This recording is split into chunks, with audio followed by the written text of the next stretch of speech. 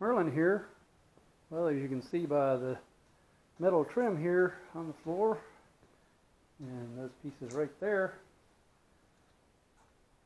we now have the trim, the skirt attachment rails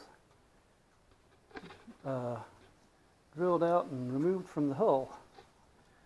So the next thing to do is to figure out how to split the hull.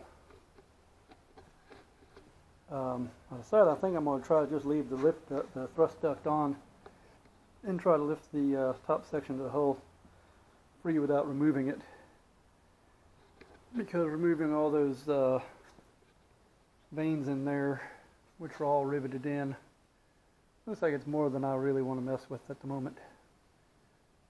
So I don't know. We'll see. We'll just see if it comes apart. Anyway, that's the point we're at so far.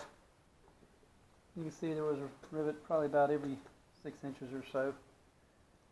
And then at the front it had a piece of channel that went from here to here underneath that had the lifting eye bolted to it, so you had a good strong area for lifting.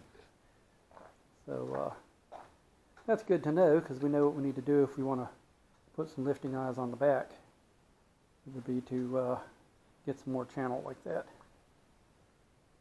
So anyway, that's where we're at so far. Stay tuned.